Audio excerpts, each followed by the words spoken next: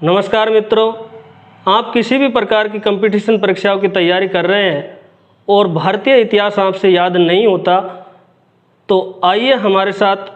मैं हूं एलसी मीणा और हम मिलकर के इतिहास याद करते हैं, जिसमें कुछ कहानियाँ होगी, कुछ ट्रिक्स होंगे और कुछ तड़के होंगे। आज हम 3 का तड़का लगा करके इतिहास को याद करेंगे। आज का हमारा पूरा सेशन होगा वो 3 के तड़के के आधार पर होगा और मुझे आशा ही नहीं, उम्मीद भी है कि ये आपको बहुत पसंद आएगा। तो शुरुआत करते हैं। हम पढ़ेंगे आज इतिहास के बारे में, इतिहास, और इतिहास में हम याद करेंगे 3 बिंदुओं के आधार पर, अर्थात 3 के तड़के के आधार पर। तो शुरुआत में हम बात करते हैं इतिहास का। हम आज जो पढ़ने वाले हैं इसमें नंबर 1 हम पढ़ेंगे इतिहास का अर्थ। अर्थ के बाद में नंबर 2 हम पढ़ने वाले हैं इतिहास का जनक। जनक के बाद में इतिहास में किन किन घटनाओं को शामिल किया जाता है, ये चीज़, संपूर्ण चीज़ 3 टॉपिकों के अंतर, और उसमें भी फिर याद कराने का तरीका। अर्थ, इतिहास है वो 3 शब्दों से मिलकर बना होता है। इति प्लस है प्लस आस से मिलकर बना है। इति प्लस है प्लस आस से मिलकर बना है, जिसका शाब्दिक अर्थ होता है ऐसे ही हुआ था। क्या होता है? ऐसा ही हुआ था। तो नंबर 1 बात तो हम इतिहास में इति है और आज से मिलकर बना है, जिसका मतलब है ऐसा ही हुआ था। 3 चीज़ें। दूसरा हम याद करेंगे इतिहास मतलब जो बीत गया है, अर्थात जो अब से पहले का समय है, अर्थात जो समाप्त हो गया है, उसका अध्ययन ही इतिहास है। तो हम ये कह सकते हैं कि इतिहास में अतीत का अध्ययन किया जाता है। और तीसरी बात हम ये कह सकते हैं कि इतिहास में हमारे पूर्वजों के क्रियाकलापों का अध्ययन किया जाता है।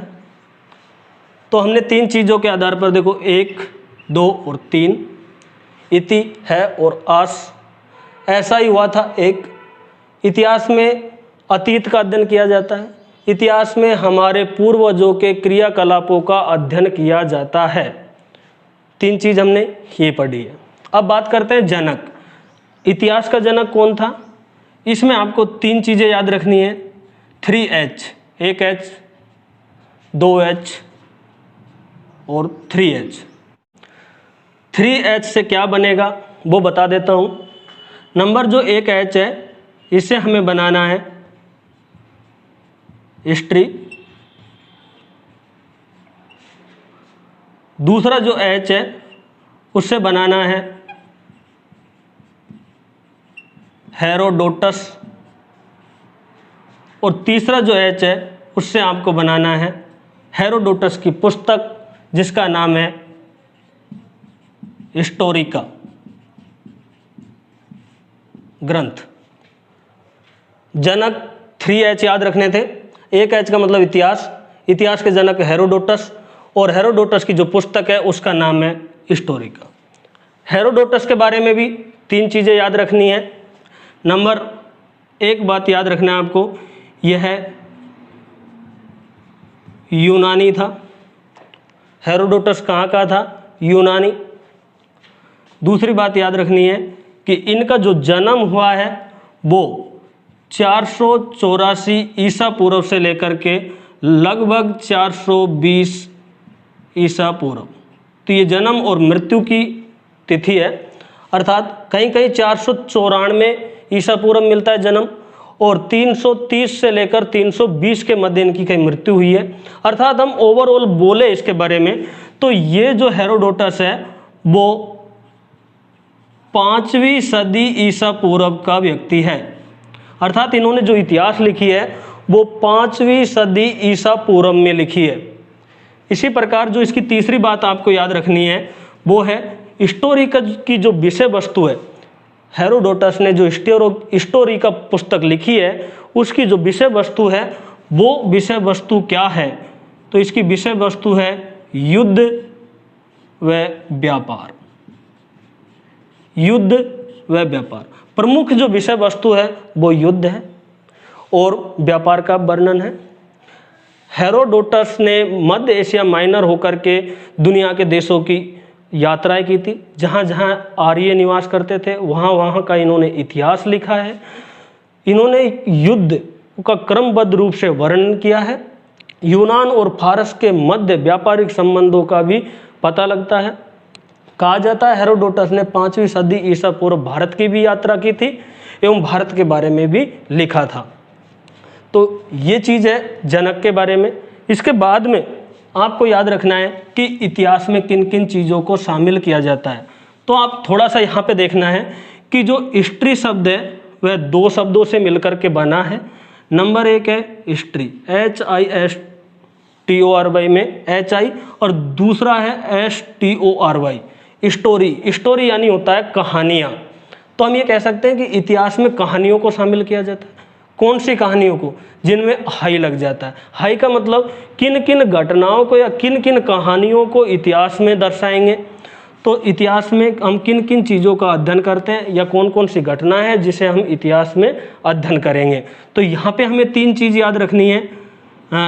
इतिहास में किस किन घटनाओं को शामिल किया जाता है। नंबर 1 याद रखना है आपको कि वे स्टोरीज या वे कहानियाँ जिनका मानव जीवन पर प्रभाव पड़ा हो, मानव जीवन पर प्रभाव पड़ा हो, उन्हीं घटनाओं या कहानियों को इतिहास में शामिल किया जाता है। दूसरा याद रखेंगे कि घटनाओं में क्रमबद्धता होनी चाहिए, क्रमबद्धता होनी चाहिए। इसके अलावा घटनाओं के जो स्रोत है वो प्रामाणिक होने चाहिए, स्रोत प्रामाणिक होने चाहिए। तो मानव जीवन पर प्रभाव और वर्तमान में इतिहास की घटनाएं जिनका मानव जीवन पर प्रभाव पड़ा हो, चाहे आर्थिक जीवन, सामाजिक जीवन, सांस्कृतिक जीवन, भौगोलिक जीवन, भौगोलिक परिस्थितियों पर प्रभाव पड़ा हो, साथ में क्रमबद्ध हो और उसके स्रोत प्रामाणिक हो और वर्तमान को वह प्रभावित करती हो, वर्तमान में मानव जीवन को प्रभावित करती हो, उसे हम इतिहास में शामिल करते हैं। तो सारी चीज़ें 3-3 के आधार पर चल रही है। अर्थ में इनका संधि विच्छेद किया, 3 इसके हमने अर्थ बताए इतिहास के।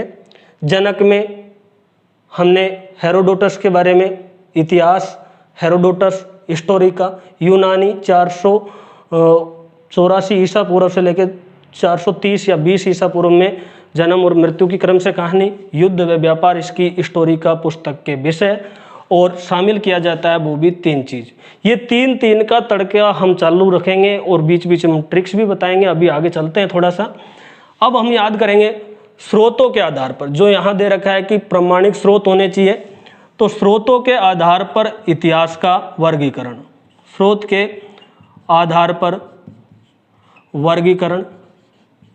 तो जो इतिहास के स्रोत है उनके आधार पर इतिहास को हम 3 भागों में बांट सकते हैं। कितने भागों में बांट सकते हैं? 3 भागों में। नंबर 1 भाग है उसे कहते हैं हम प्रागैतिहास इतिहास। नंबर जो 1 भाग है उसका नाम है प्रागैतिहास इतिहास। प्रागैतिहास इतिहास को प्रागैतिहासिक काल भी बोल सकते हैं और प्राक इतिहास भी बोलते हैं।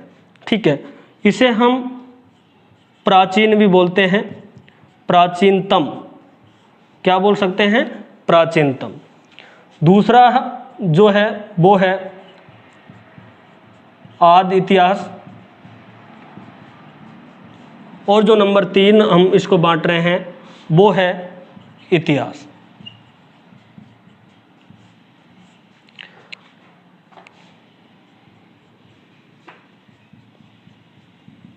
इसे हम प्री हिस्ट्री कह सकते हैं, प्रोटो हिस्ट्री कह सकते हैं और इसे हिस्ट्री कह सकते हैं। अर्थात प्रागैतिहास, इतिहास से पहले का काल को प्रागैतिहास के नाम से जाना जाता है। इसमें भी हम 3 चीज़ें पढ़ेंगे।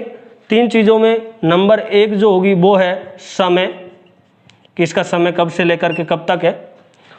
दूसरा होगा वो है इसके लक्षण या इसकी विशेषताएं, और जो तीसरा इसके अंदर होगा वो है कि इसमें किस काल को शामिल किया जाता है, कौन सा काल प्रागैतिहासिक में आएगा, कौन सा इतिहास में आएगा, वो चीज़ें।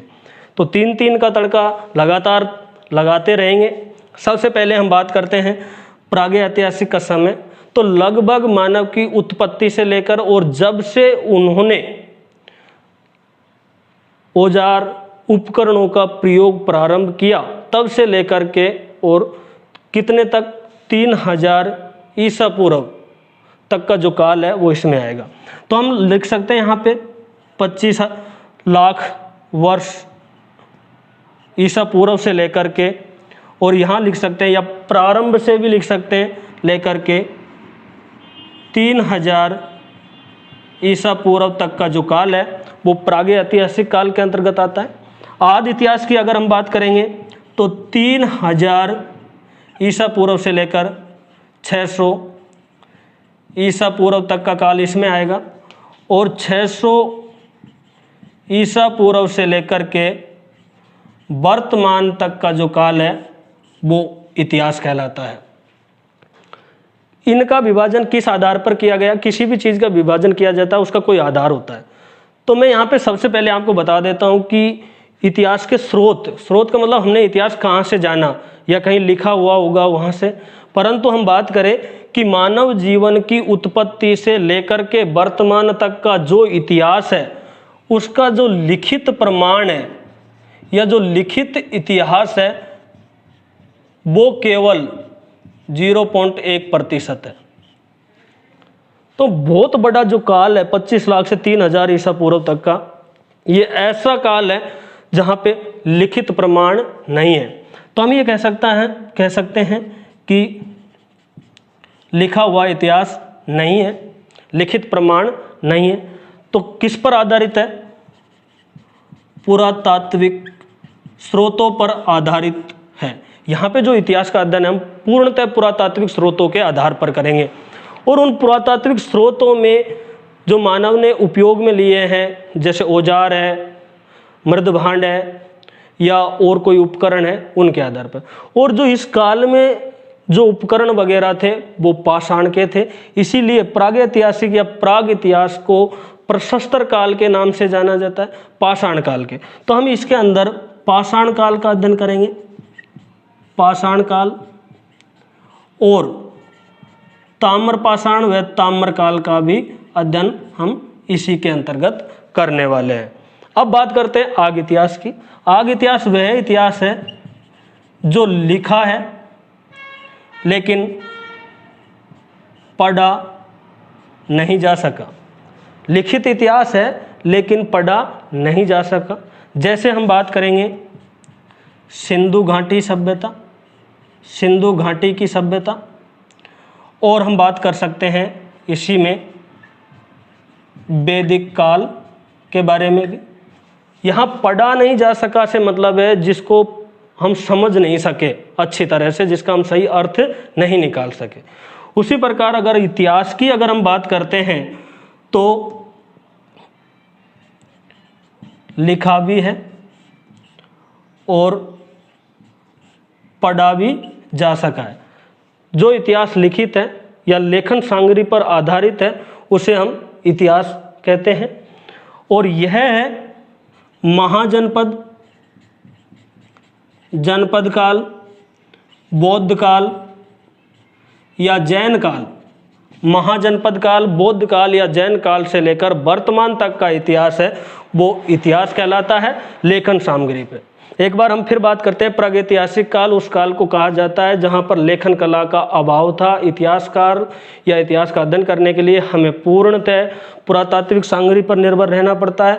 आग इतिहास उस काल को कहा जाता है जहाँ का इतिहास लिखित तो है लेकिन अभी तक पढ़ा नहीं जा सका, अर्थात तो उसको हम समझ नहीं पा सके। जैसे कि सिंधु घाटी की सभ्यता और हड़प्पा सभ्यता या हम वैदिक सभ्यता की बात कर सकते हैं। इतिहास में लिखित सामग्री पर आधारित जो इतिहास होता है, लेखन कला पर आधारित जो इतिहास होता है उसे इतिहास कहा जाता है। जैसे बौद्ध काल, जैन काल या महाजनपद से लेकर वर्तमान तक का जो काल है वो इसके अंतर्गत आता है।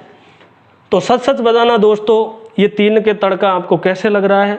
यहाँ भी हम तीन तीन चीज़ों के बारे में बात करते जा रहे हैं, आगे भी हम इन तीन तीन का तड़का लगातार जारी रखेंगे। बीच में मैंने कहा था कभी कभी हमें इन्हें याद करने के तरीके भी सिखाएंगे। तो तरीके में आपको क्या याद रखना है? बस आपको सीधा सा एक याद रखना है तरीके में, वो एक चीज़ याद रखनी है कि प्रागैतिहासिक काल का मतलब प्राचीनतम है, आदि इतिहास का मतलब आपको याद रखेगा प्राचीन। क्या याद रखोगे? प्राचीन। प्राचीनतम कोई चीज आएगी, प्राचीनतम उल्लेख कहाँ मिलता है? प्राचीनतम, अब मानव के प्राचीनतम साक्ष्य कहाँ मिलते हैं? चावल के प्राचीनतम साक्ष्य कहाँ मिलते हैं? तो प्राचीनतम का मतलब प्रागैतिहासिक काल की बात चल रही है। मानव को कुत्ते के साथ प्राचीनतम दाह संस्कार का उल्लेख कहाँ मिलता है? तो इसका मतलब प्रागैतिहासिक काल की बात चल रही है ना। और इसका अर्थ है इतिहास में का मतलब यहाँ याद रखना नव या वर्तमान, वर्तमान से। इसमें आपको ऐसे याद रखना कि प्राचीन मतलब मानव जीवन एक छोटा बच्चा, जैसे मेरे जीवन की बात करता हूँ कि सबसे पहले ना तो मैं पढ़ना जानता था ना ही लिखना जानता था। तो प्रागैतिहासिक काल में लिखा भी नहीं गया और पढ़ा भी न, जब लिखा ही नहीं गया तो पढ़ा कहाँ से जाएगा?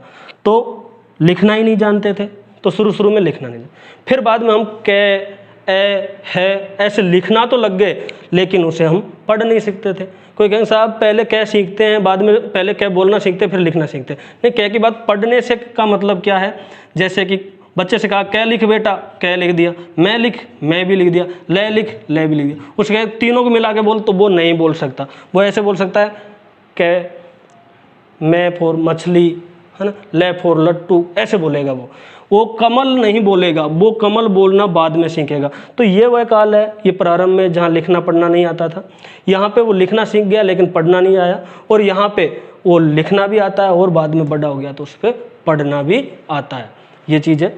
अब हम थोड़ा सा आगे बढ़ते हैं। पहला जो काल है प्रागैतिहासिक काल या प्रागइतिहास को ही कह सकते हैं पाषाण काल। और इसके बारे में भी हमें वही तीन चीज़ें याद रखनी है।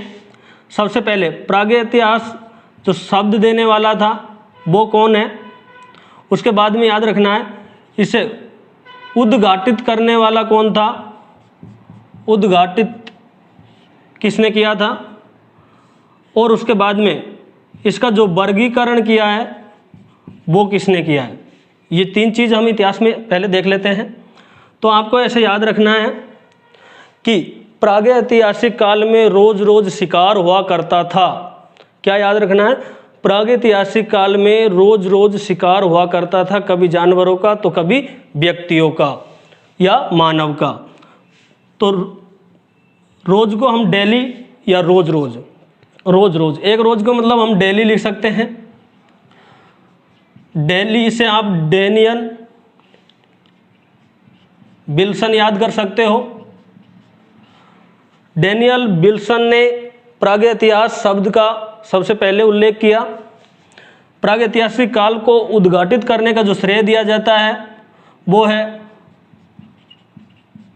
प्राइम रोज नामक व्यक्ति को, और वर्गीकरण है वो किया था थॉमसन द्वारा। और थॉमसन ने इसे तीन भागों में बांटा था। प्रागैतिहासिक काल को थॉमसन ने तीन भागों में बांटा था। याद करने का जो तरीका मैंने बताया आपको वैसे याद करना है। डेली से डेनियन, है ना, डेली कोई रोज, तो रोज रोज एक इंग्लिश में लिख दिया एक हिंदी में लिख लिया। होता था क्या? शिकार, ठीक है। और प्राइम रोज मतलब प्रा से प्रागैतिहास और प्रा से प्राइम, ऐसे करके याद कर लेना तो ये भी याद हो जाएगा। तो इसे तीन भागों में बांटा था। वो तीन भाग कौन कौन से हैं, अब यहाँ से हमारी ट्रिक्स वगैरह भी चालू हो जाएगी और आप लोग बिल्कुल रुचि लेकर के लग जाओ। बस थोड़ा सा ये थोड़ा महत्वपूर्ण है। यहाँ से हर प्रतियोगी परीक्षाओं में प्रश्न आते रहते हैं कि हम ये कह सकते हैं पाषाण काल या प्रागैतिहासिक काल है, उसे हम कितने भागों में बांट सकते हैं? तीन भागों में बांट सकते हैं। और वह तीन भाग कौन कौन से हैं, यह एक इम्पोर्टेंट प्रश्न भी है। सबसे पहले अगर मैं बात करूं तो हम इन्हें तीन भागों में बांटेंगे। पहली बात तो तो पहला जो भाग है उसका नाम है पुरापाषाण काल,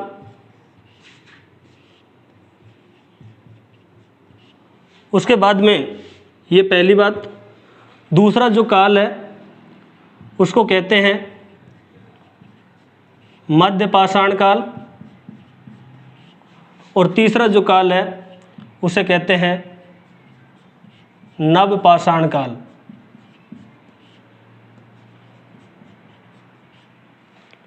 नवपाषाण काल 3 भागों में हमने बांट दिया है, पुरापाषाण काल, मध्यपाषाण काल, नवपाषाण काल। पहले हम पुरापाषाण काल के बारे में देखेंगे, मध्यपाषाण काल और नवपाषाण क्या क्या। पहले 3 चीज़ें हम यहाँ पे याद रखेंगे, 3 भागों में, वही 3 का तड़का 3 भागों में बांटा। 3 में हम 3 चीज़ें याद रखेंगे। नंबर 1 बात याद रखेंगे, इनका समय क्या था। दूसरी चीज़ याद रखेंगे हम यहाँ पे महत्वपूर्ण है कि ये व्यवसाय क्या था, व्यवसाय या वृत्ति क्या कार्य करते थे। और तीसरा जो महत्वपूर्ण चीज़ है वो व्यवसाय किसके द्वारा किया जाता था, तो औजार या उपकरण। और उसके बाद में इन्हीं में हम याद रखेंगे प्रमुख 3 स्थान कौन कौन से हैं उनके बारे में। पहला स्थान, दूसरा स्थान, तीसरा स्थान, तो ये 3 स्थान सभी में ऐसे कैसे पढ़ेंगे। तो सबसे पहले समय की बात करेंगे तो हम ये कह सकते हैं मानव ने जब से पाषाण उपकरणों का प्रयोग प्रारंभ किया तभी से लेकर के या 25 लाख वर्ष पहले से लेकर के और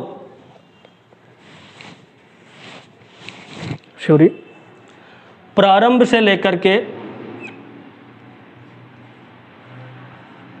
10,000 ईसा पूर्व का जो काल है पुरापाषाण काल के अंतर्गत आता है। उसके बाद में मध्यपाषाण काल 10,000 ईसा पूर्व से लेकर के और 6,000 ईसा पूर्व का जो काल है वो मध्यपाषाण काल के अंतर्गत आता है। नवपाषाण काल की बात करेंगे तो 6,000 से लेकर के और ये कह सकते हैं यहाँ पे 6 नहीं है दोस्तों, 7,000 से लेकर के 4,000 ईसा पूर्व का जो काल है वो नवपाषाण काल के अंतर्गत आता है। तो ये चीज़ें आपको याद रखनी है। तो 25 लाख वर्ष पहले से लेकर के 10,000 वर्ष ईसा पूर्व तक, 10,000 से 6,000, 7,000 से 4, अलग अलग बुकों में इसके अलग अलग डाटाज भी मिलते हैं, लेकिन आप इन्हें ऐसे याद कर लेना। और आपको अच्छे लगे कोई और आपके कि हमें बहुत अच्छे हैं वो ऑथेंटिक है तो आप वहाँ से भी याद कर सकते हो। मेरा एक तरीका है जिस तरीके से मैं आपको याद कराऊँगा। व्यवसाय की हम बात करते हैं। पुरापाषाण काल में जो मानव था यायावर स्थिति में था, कोई घर नहीं था, वैसे घूमता था, तो हम ये कह सकते थे कि वह शिकारी था, अर्थात उसका जो मुख्य व्यवसाय शिकार था, या आखेटक बोल सकते हैं, आखेटक था, शिकार या आखेटक। यहाँ 3 चीज़ें और हमें याद रखनी है साथ के साथ में। वह 3 चीज़ें हैं वो याद रखना आपको। एक तो मानव इस समय यायावर स्थिति में था। दूसरी चीज वह केवल उपभोक्ता था, उत्पादक नहीं था। और तीसरी चीज और याद रखोगे कि वह समूह में नहीं रहता था, समूह में नहीं रहता था। ये चीज़ें भी आपको याद रखना है। इसी प्रकार थोड़ा आगे चलते हैं मध्यकाल की तरफ। तो यहाँ पे प्राचीन काल में आप थोड़ा ऐसे याद रखना, कब जब मानव शिकार करने जाता था तो कभी कभी मानव खुद जंगली या हिंसक जानवरों का शिकार हो जाया करता था, तो घर वालों को बहुत ज़्यादा चिंता होती थी। इसीलिए उनके घर वालों ने कहा कि हम ऐसा क्यों नहीं कर सकते कि कुछ जानवर है उन्हें पालतू बना ले और बाद में हम अपने उपयोग में उन्हें समय समय पर लेते रहें। तो यहाँ जाकर के मानव ने क्या किया, उस खतरे को देखते हुए वह पशुपालक हो गया, अर्थात उसने पशुपालन प्रारंभ कर दिया। और वह खुद पशु पालक हो गया। याद रखना, सबसे पहले जिस पशु को पाला गया वह श्वान या कुत्ता था, अर्थात मानव द्वारा पहला पशु जिसे पालतू बनाया गया वह कुत्ता, जो आज भी वफादार होता है। उसके बाद में हम बात करते हैं यहाँ वही 3 चीज़ों के बारे में। यहाँ भी मनुष्य यायावर था, लेकिन यहाँ भी वह उपभोक्ता था, उत्पादक अब भी नहीं बना। हाँ, पशुपालन करने जरूर लग गया, लेकिन यहाँ एक मुख्य परिवर्तन आया कि वह समूह में रहने लग गया। क्या परिवर्तन हुआ कि मानव अब समूह में रहने लग गया था, ये परिवर्तन आया। औजार की अगर हम बात करेंगे तो दोस्तों यहाँ पे आपको 3 चीज़ें याद रखनी है। औजार में कितनी? 3। पहले मैं यहाँ देखता हूँ। अब धीरे धीरे मनुष्य ने क्या प्रारंभ कर दिया? कृषि करना प्रारंभ कर दिया। तो इस काल में जाकर के कृषि का प्रारंभ हुआ और मनुष्य क्या बन गया? कृषक। कृषि करने लग गया। साथ में ही अब वो यायावर नहीं है, स्थायी जीवन जीना उन्होंने प्रारंभ कर दिया है। स्थायी जीवन जीना मानव ने प्रारंभ कर दिया है। इसके अलावा अब वह केवल उपभोक्ता ही नहीं है, उपभोक्ता के साथ साथ वह उत्पादक भी है, अर्थात उत्पादन भी करने लग गया है, और वह समूह से अब क्या स्थायी जीवन पर आ चुका है। तो ये हमने पढ़ लिया नवपाषाण काल के बारे में। यहाँ हम इनको पढ़ने से पहले पूरा पाषाण काल का 3 भाग है वो पढ़ेंगे, पर पहले ये पढ़ लेते हैं, बाद में उसको हम यहाँ पे और पढ़ लेंगे। पूरा पाषाण काल को 3 भागों में बांटा गया है, वो नहीं पढ़ेंगे जब तक और चीज़ें हमें समझ में नहीं आएगी पहले, पर वो अच्छी तरह मैं समझा दूंगा, चिंता करने की कोई भी बात नहीं है। तो 3 चीज़ें ये हो गई आप लोगों की यहाँ पे भी। अब और बात करते हैं औजार। औजारों में भी हमें वही 3 चीज़ें याद रखनी है। सबसे पहले औजार किसके बने होते थे? तो यहाँ पर आपको नंबर 1 बात याद रखनी है कि औजार बनाए जाते थे क्वार्टजाइट पत्थर के औजार थे, क्वार्टजाइट पत्थर के। पहली बात याद रख ली आप लोगों ने। और यहाँ पर ये आपका दूसरा है, तो यहाँ पे आपको याद रखना है अब छोटे पाषाण या सूक्ष्म पाषाणों का प्रयोग हुआ, सूक्ष्म पत्थर के औजार बनाए जाने लगे, और यहाँ पे जाकर के सलेट या मुलायम पत्थरों के औजार बनाए जाने लगे। इसी प्रकार से हम यह कह सकते हैं कि यहाँ पे जो औजार प्राप्त हुए हैं उन औजारों में हम बात करेंगे सबसे पहले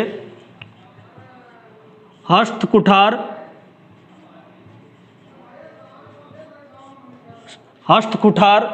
इसके अलावा आपको याद रखना है फलक या बेदनी भी हमें यहाँ से प्राप्त हुए हैं। तो तीसरा आप ये, या हम इनको एक साथ लिख दो, 2 हस्तकुठार या फलक अलग अलग। और उसके बाद में हमें तीसरी चीज़ इसमें याद रखनी है, 3 हम औजारों में याद रखेंगे। तो तीसरी बात हमें महत्वपूर्ण याद रखनी है, मानव द्वारा प्रयोग में लिया गया प्रथम औजार कौन सा था?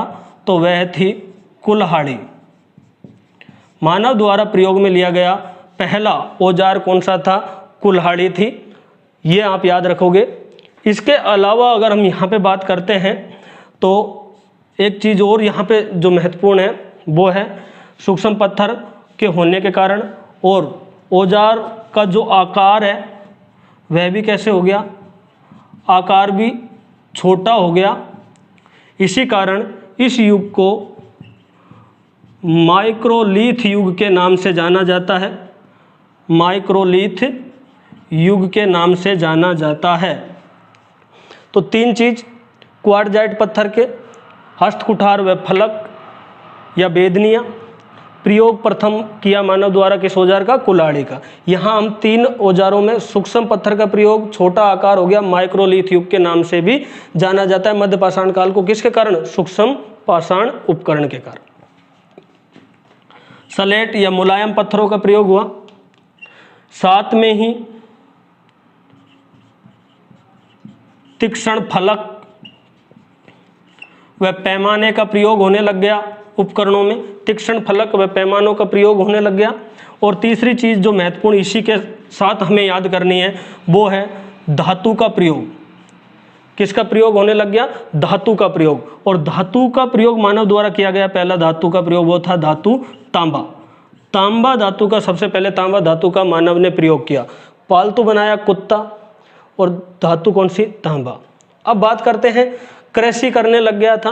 कृषि में भी पहली जो फसल बोई गई थी वो कौन सी थी? जो। याद रखोगे, कृषि में जो पहली फसल बोई गई वो कौन सी थी? जो। लेकिन कहा जाता है कि जिस फसल को पहली बार खाया गया वो कौन सी थी? गेहूं। अब ये अनुमान है, किसी ने देखा नहीं था, ठीक है। कहते हैं कि जो को वह पूजा पाठ के लिए प्रयोग करता था, वो एक अन्य बात है। धातु की बात करेंगे, तांबा धातु का। और कृषि करने लग गया तो जो फसल वगैरह होती उसे संग्रहण करने के लिए एक स्थान से दूसरे स्थान पर ले जाता था, इसीलिए उसने किसका प्रयोग किया? पहिए का प्रयोग। और यह भी एक क्रांति थी। नवपाषाण काल को एक नवीन क्रांति की संज्ञा भी दी गई थी। तो ये हो गए आपके तीन। उसके बाद में अब बात करेंगे प्रमुख स्थानों के बारे में। आपको एक ट्रिक याद रखनी है। सबसे पहले वो ट्रिक है पूरा भीम, मध्य भागों में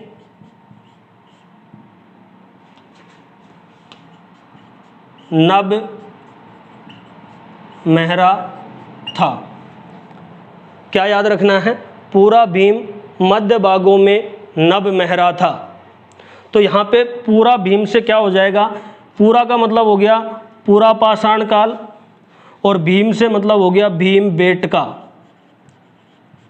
भीम बेटका। तो पूरा पाषाण काल का जो प्रमुख स्थल है वो कौन सा है? भीम बेटका है। मध्य पाषाण काल, मध्य से मध्य पाषाण काल, और बागों से आपको बागोर, भीलवाड़ा, राजस्थान याद रखना है। और नव से याद रखना है नव पाषाण काल, और मेहर से याद रखना है, मेहरा से याद रखना है मेहरानगढ़ या मेहरगढ़, बलूचिस्तान, पाकिस्तान। तो ये एक एक स्थान है और नीचे दिखाई नहीं देगा, इसलिए मैं यहाँ पे थोड़ा सा मिटा देता हूँ और ऊपर हम इसको बनाने की कोशिश करेंगे कि अब इस तीन स्थानों के बारे में। और उम्मीद करता हूँ कि दोस्तों आपको ये चीज़ें अच्छी लग रही होगी। कुछ हम ट्रिक्स वगैरह भी यूज़ कर रहे हैं साथ साथ में।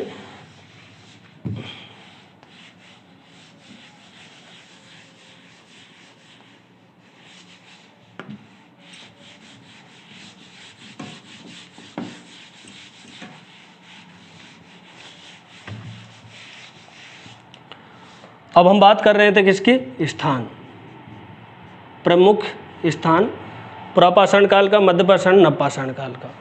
और इन स्थानों की अगर हम बात करते हैं यहाँ पे, तो सबसे महत्वपूर्ण चीज़ें हैं वो ये है कि आपको मैंने अभी ट्रिक्स बताई थी प्रमुख स्थान, और इसके लिए हमारी एक ट्रिक है, वो है पूरा भीम, मध्य भागों में नभ मेहरा था। तो क्या याद रखना है आपको? पूरा भीम, मध्य भागों में नभ मेहरा था। पूरा भीम, मध्य भागों में नभ मेहरा था। पूरा से आपको याद रखना है पूरा पाषाण काल, और भीम से आपको याद रखना है भीम बेटका। भीम बेटका पुरापाषाण काल का प्रमुख स्थल है और ये प्राप्त हुआ है मध्य प्रदेश से। मध्य पाषाण काल का जो प्रमुख स्थल है वो है बागोर। बागोर भीलवाड़ा राजस्थान से प्राप्त हुआ है। मध्यकाल में जो पशुपालन के प्राचीनतम साक्ष्य मिलते हैं बागोर भीलवाड़ा से मिलते हैं।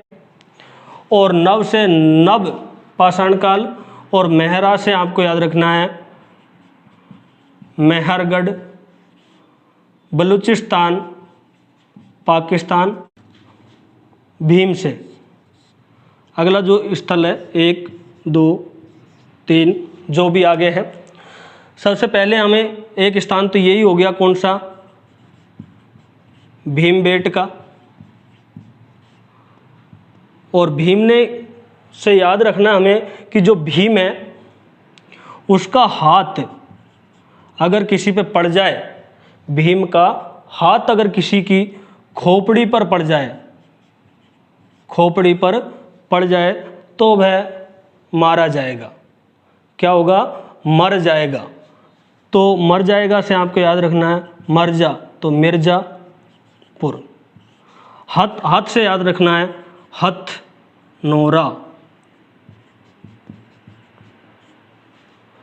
भीमबेटका, हथनोरा, मिर्जापुर।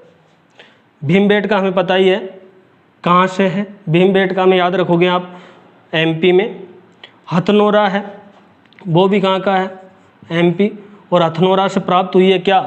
मानव खोपड़ी, पुरापाषाणकालीन मानव की खोपड़ी प्राप्त हुई है। और मिर्ज़ापुर कहाँ पे है? उत्तर प्रदेश में है। मिर्ज़ापुर कहाँ पे है? उत्तर प्रदेश में है। यहाँ पे आपको याद रखना है कि भीमबेटका है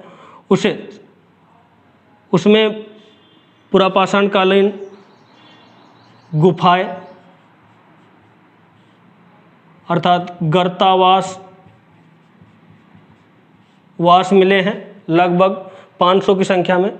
भीमबेटका को वर्तमान में यूनेस्को ने अपनी विश्व धरोहर सूची में सन 2003 में शामिल कर लिया है, क्योंकि यहाँ पे पुरापाषाण काल, मध्यपाषाण काल, नवपाषाण काल के शैल चित्र भी प्राप्त हुए हैं। कहाँ से? भीमबेटका से। इसके बाद में हथनोरा मध्य प्रदेश, हथनोरा मध्य प्रदेश में जो नर्मदा घाटी है, नर्मदा घाटी, इस नर्मदा घाटी से मानव की खोपड़ी प्राप्त की है। तो आपको याद कैसे रखना है? ऐसे याद रखना है, देखो हाथ लगा हंसमुख व्यक्ति है एक, हंसमुख धीरजवाल, हंसमुख धीरजवाल सांकलिया।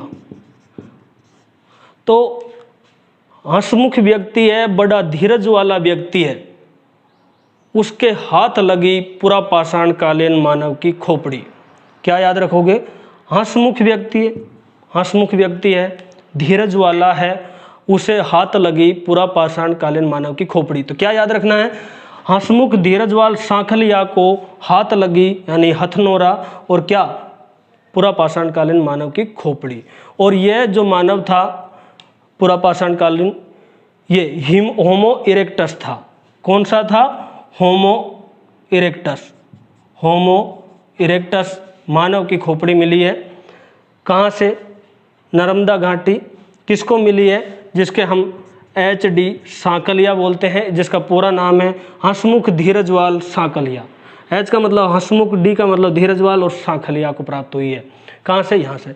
मिर्ज़ापुर की बात करेंगे, मिर्ज़ापुर यूपी, और ये स्थान है बेलन घाटी, बेलन घाटी।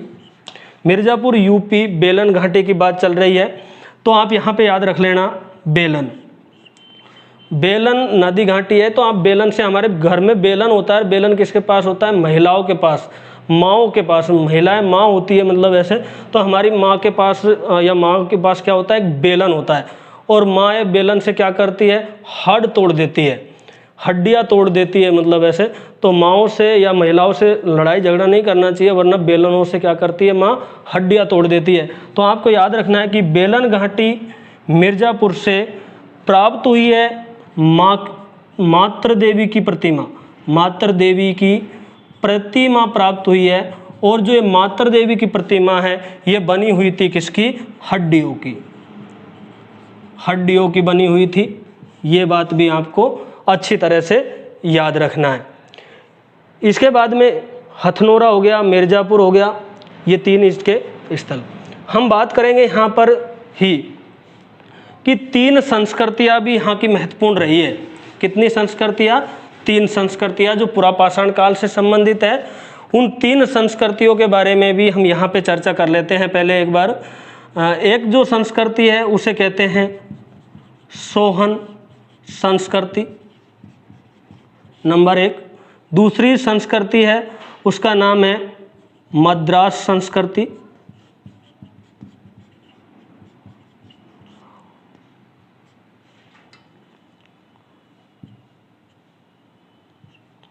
और तीसरी है फलक संस्कृति।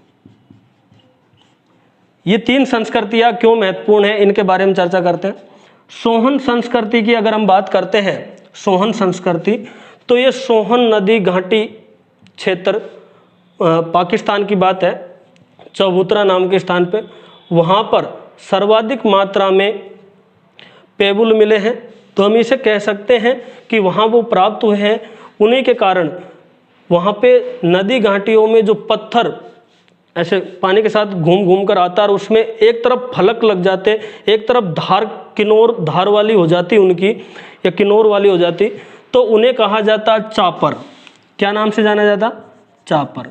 जो पत्थर घूम घूम कर एक तरफ से कैसे हो गए, एक तरफ से वो पत्थर हो गए आपके धार वाले, तो उसे कहते चापर, और उसकी दूसरी तरफ भी धार हो जाती तो उसे कहते चापिंग। तो इसका चापर चापिंग संस्कृति भी कहते हैं। पाषाण काल का जो पहला काल है, निम्न पाषाण काल, उसमें संबंधित है सोहन संस्कृति, जिसे चापर चापिंग संस्कृति भी कहते हैं, चापर चापिंग पेबुल संस्कृति भी कहते हैं। और मद्रास में जो संस्कृति है, मद्रास संस्कृति, इसकी बात करें कि तमिलनाडु या मद्रास में हमें हस्त कुठार प्राप्त हुए हैं। क्या प्राप्त हुए हैं? हस्त कुठार, हैंड एक्स, हथौड़ा, गंडासा, ये चीज़ें कहाँ से प्राप्त हुई हमें? पल्लवरम मद्रास से। कहाँ से?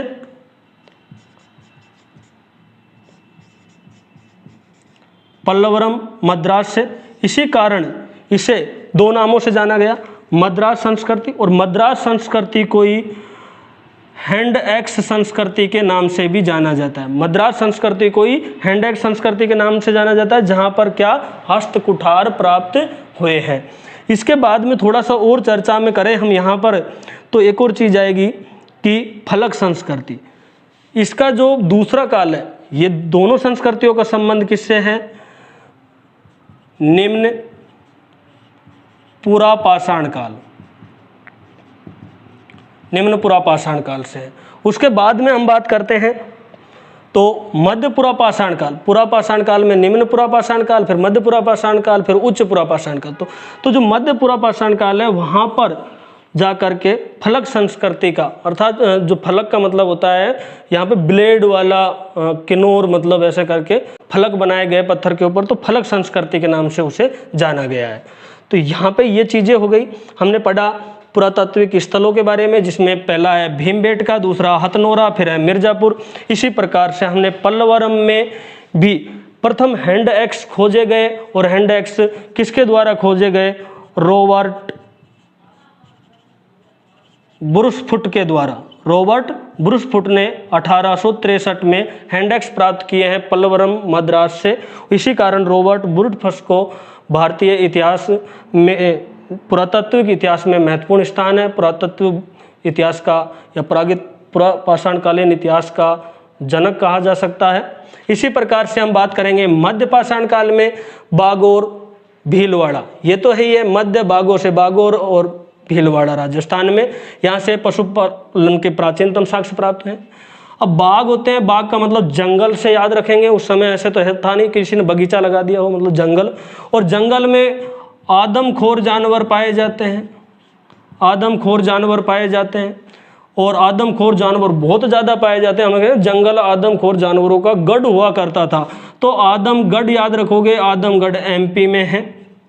यहाँ से भी पशुपालन के प्राचीनतम साक्ष्य मिले। दोनों ऑप्शन में होंगे तो बागोर भीलवाड़ा से पहले प्राचीनतम साक्ष्य मिले हैं पशुपालन के, और आदमगढ़ एमपी से बाद में पशुपालन के। तो ये दोनों स्थान याद रखोगे।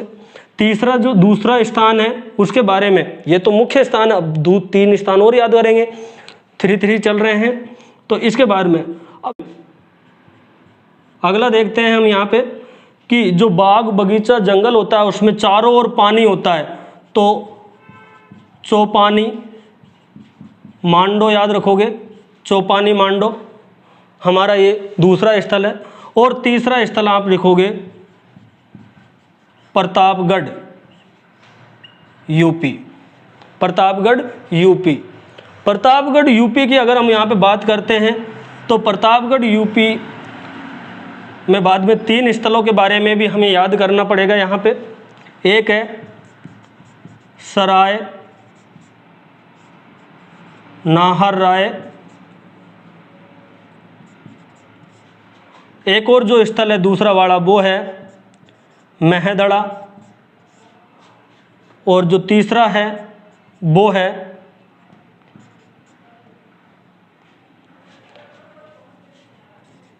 दमदमा। ये तीनों भी प्रतापगढ़ यूपी से ही प्राप्त हुए हैं, उसी स्थल से संबंधित है, सराय नाहरराय, मेहदड़ा और दमदमा। यहाँ पे आपको याद रखना है कि चौपानी मांडो, मांडो से आपको याद रखना है कि मध्य पाषाण कालीन मानव के मांडो से भांड याद रखना है। तो यहाँ मर्द भांड प्राप्त हुए हैं। क्या हुए हैं? मर्द भांड प्राप्त हुए हैं बहुत सारी संख्या में। कहाँ से? चौपानी मांडो स्थल से बहुत सारे मर्द भांड मिले हैं। ये है आपका मध्य पाषाण काल। मध्य पाषाण काल में फिर आगे आता है प्रतापगढ़ यूपी, और इसमें 3 स्थल आते हैं महत्वपूर्ण। सराय नाहरराय में आपको याद रखना है यहाँ पे 4 खोपड़ियाँ प्राप्त हुई है, या 4 नर कंकाल यहाँ से प्राप्त हुए हैं। और 4 नर कंकाल जो प्राप्त हुए हैं उनके जो खोपड़ियाँ है वो फूटी हुई थी। उन खोपड़ियों को फूटी हुई थी, इसी कारण से हम यहाँ पे 2 चीज, या तो यहाँ पे नरभक्षी मानव रहता था, या यहाँ पे कोई युद्ध के प्रमाण प्राप्त होते हैं।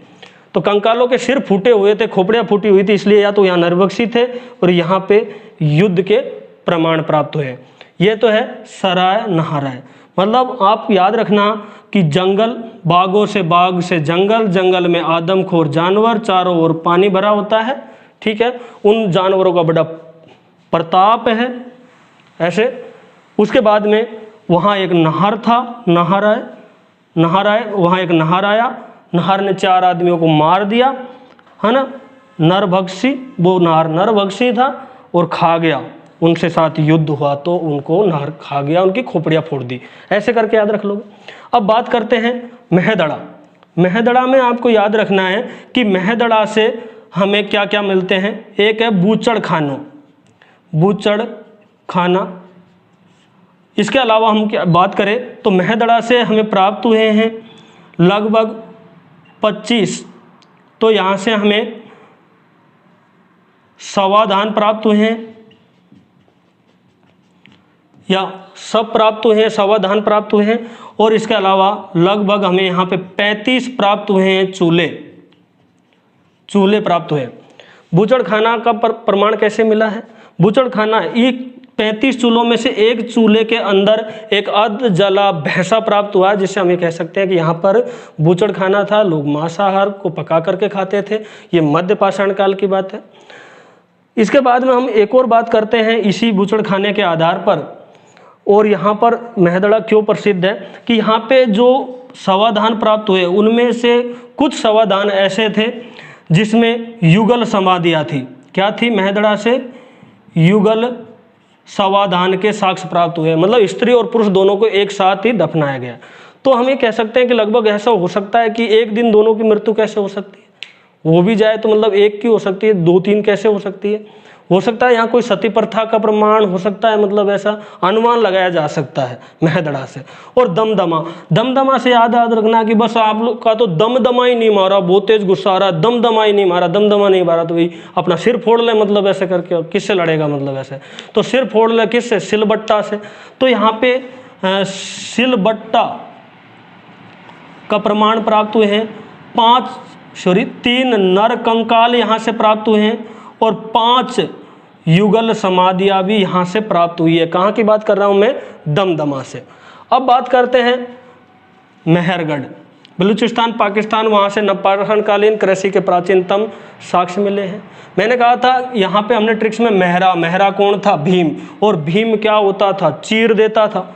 भीम क्या करता था, चीर देता था। तो चीर से आपको याद रखना है नंबर 1 स्थल चिरौंद। चिरौंद, चिरौंद कहाँ पे है, बिहार, बिहार में चिरौंद बिहार। और भीम जिसे चीर देता था हड्डियां समेत चिर जाती थी।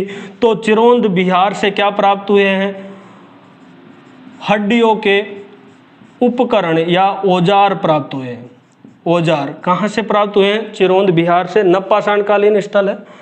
अगला एक और स्थल की अगर हम बात करें यहाँ पे मेहरानगढ़, मेहरगढ़ के बाद में, तो भीम चीर देता था और उससे क्या हो जाता था, लहू आ जाता था, लहू बहता था, है ना।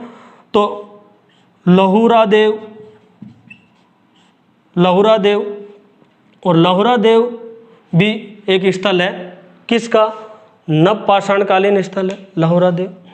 और ये कहाँ पे है, यूपी में। कहा जाता है मेहरगढ़ बलूचिस्तान पाकिस्तान से 7000 ईसा पूर्व कृषि के प्रमाण प्राप्त हुए हैं, लेकिन ईसवी नहीं, ईसा पूर्व में कृषि के प्रमाण।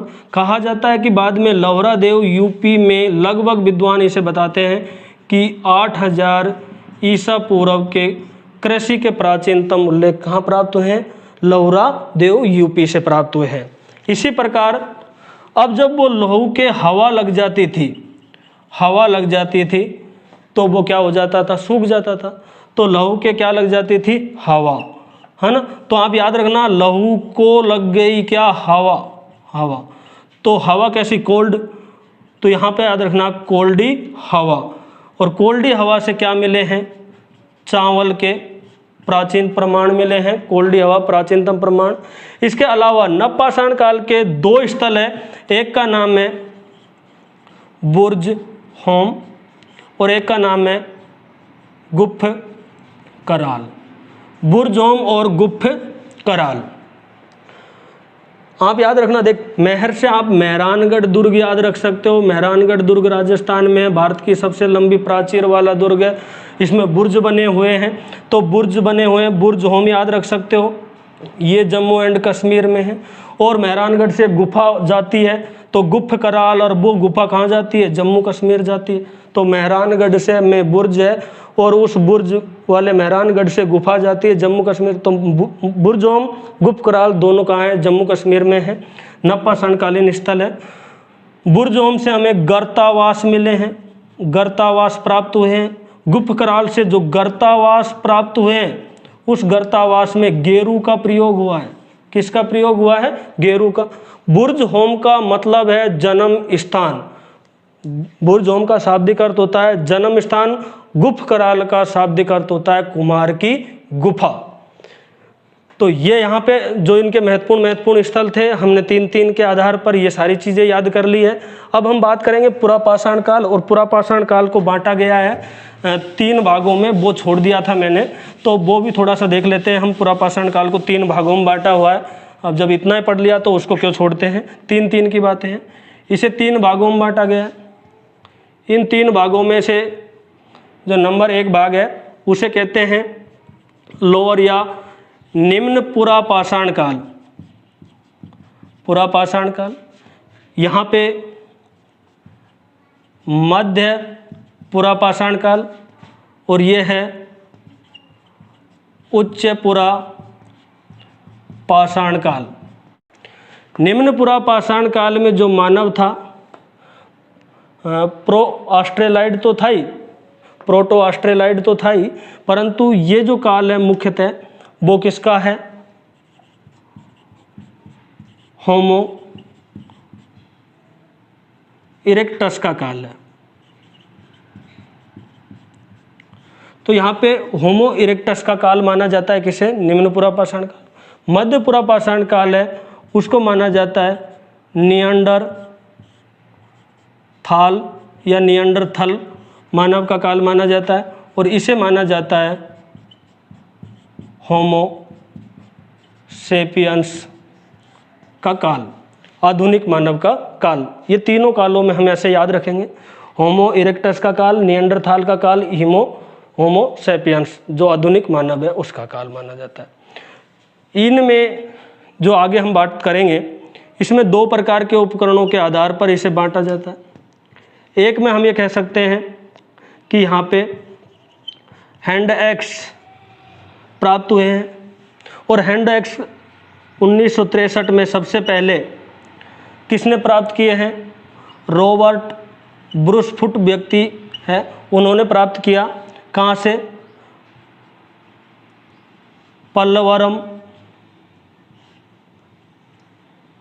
तमिलनाडु या मद्रास बोल सकते हैं, वहाँ से। इसी कारण इसे मद्रास संस्कृति के नाम से जाना जाता है। ये दक्षिण भारत की बात है। दक्षिण भारत में हैंडेक्स संस्कृति भी कहते हैं, हस्तकुठार संस्कृति, हैंडेक्स संस्कृति, मद्रास संस्कृति, एक ही बात। इसी के दूसरे में हम बात करें तो पेबुल, तो हम यहाँ पे कह सकते हैं कि ये पेबुल जो प्राप्त हुए थे बेदनी, अब ये हमें कहाँ से प्राप्त हुए थे? सोहन नदी घाटी, चबूतरा नामक स्थान एवं पाकिस्तान वाला जो क्षेत्र है वहाँ से ये प्राप्त हुए थे। और इसी कारण इसे चापर, चापिंग, पेबुल संस्कृति के नाम से भी जाना जाता है। तो ये हो गया यहाँ पे जो हथियार बनाए जाते थे, भद्दे, बोटे थे। मानव यायावर जीवन यापन करता था, किसी प्रकार का कोई भी संस्कारी उसके अंदर नहीं था। ये बात हो गई निम्न पुरापाषाण काल की। अब बात करते हैं मध्य पुरापाषाण काल में। मध्य पुरापाषाण काल के मानव में संस्कारों का विकास होना प्रारंभ हो गया। उस संस्कार विकासों में जो माना जाता वो है सावधान, प्रारंभ हुआ मध्य पुरापाषाण काल से। एवं यहाँ पे जो महत्वपूर्ण चीज़ें हैं उसमें जो हथियार थे उसमें फलकों का, फलक यानी किनारे का निर्माण हुआ। फलकों का अधिक निर्माण के कारण इसे फलक संस्कृति के नाम से जाना जाता है। कौन सी को? मध्य पुरापाषाण कालीन संस्कृति को ही फलक संस्कृति के नाम से जाना जाता है। उच्च पुरापाषाण काल की बात करेंगे तो होमो सैपियंस मतलब आधुनिक काल के मानव, तो यहाँ पर हमें कि जो औजार है वो तीक्ष्ण या हम बोलते हैं ब्लेड आदि का यहाँ पे प्रचार प्रसार हुआ उच्च पुरापाषाण काल में। और यहाँ आते आते मानव ने यहाँ दोनों में हम ये कह सकते हैं, ये मानव जो दोनों प्रकार के थे ये दोनों आग से परिचित थे, आग से परिचित थे दोनों के दोनों मानव। और इस आग का जो उदाहरण मिलता है वो हमें चीन की एक गुफा से प्राप्त हुआ है। तो ये बहुत सारी चीज़ें थी। उसके बाद में कुछ चीज़ें हैं जो तीन में ही हमें याद करनी है। उन तीनों में हमें एक चीज़ और याद करनी है कि देखो यहाँ पे एक बात आएगी कि प्राचीनतम, एक आएगा प्राचीन और कोई विशेष, ऐसे तीन। अगर हम बात करते हैं चावल की, तो चावल का प्राचीनतम जो साक्ष्य मिला है वो कहाँ से मिला है? कोल्डी हवा से हमें चावल के प्राचीनतम साक्ष्य। प्राचीन चावल के साक्ष्य हमें कहाँ से मिलते हैं? लोथल से। ये प्राचीन हो गया, ये प्राचीनतम हो गया। और विशेष जले हुए चावल के हमें साक्ष्य कहाँ से मिलते हैं? तो ये हो गया कालीबंगा सभ्यता से। ऐसे इसी प्रकार से हम ये कहें, मान लो चावल के बाद में कुत्ता के साथ दाह संस्कार की अगर हम बात करते हैं तो प्राचीनतम कहाँ है? वो है बुर्जहोम से प्राप्त हुआ है। प्राचीन की बात करेंगे तो रोपड़ से प्राप्त हुआ है। और कोई विशेष प्रकार के जानवर वगैरह के साथ कोई है तो वो आगे हम इसमें पढ़ेंगे। मानव की बात करेंगे, मानव की, तो प्राचीनतम मानव का अवशेष अफ्रीका में, अफ्रीका में मानव का जन्म हुआ, जीव का जन्म हुआ, उसके बाद अफ्रीका में उष्णकटिबंध, फिर बाद में मानव शीतोष्ण कटिबंधों में चले गया, धीरे धीरे वो चांद पे चले गया। ऐसा प्राचीन यहाँ पे, और हमारे यहाँ अफ्रीका, भारत में हम बात करेंगे तो हथनोरा से जो खोपड़ी मिली है वो यहाँ कर सकते हैं भारत के संदर्भ में, ठीक है।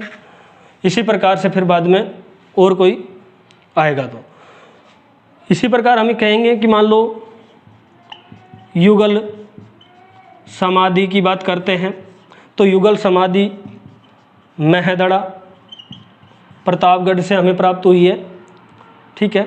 इसी प्रकार से कालीबंगा से भी युगल समाधि प्राप्त हुई है, ठीक है। बहुत ज़्यादा समाधियाँ, संयुक्त समाधियाँ कहाँ से प्राप्त हुई है, गोलाकार समाधियाँ कहाँ से प्राप्त हुई है, वो ये अलग अलग। तो कुछ ये प्रश्न थे, ये भी आप लोग याद करना। तो आई होप दोस्तों ये वीडियो आपको कैसे लगा कमेंट करके ज़रूर से ज़रूर बताना। बहुत टाइम हो गया है, वीडियो बहुत लंबा हो जाएगा। जब तक के लिए नमस्ते।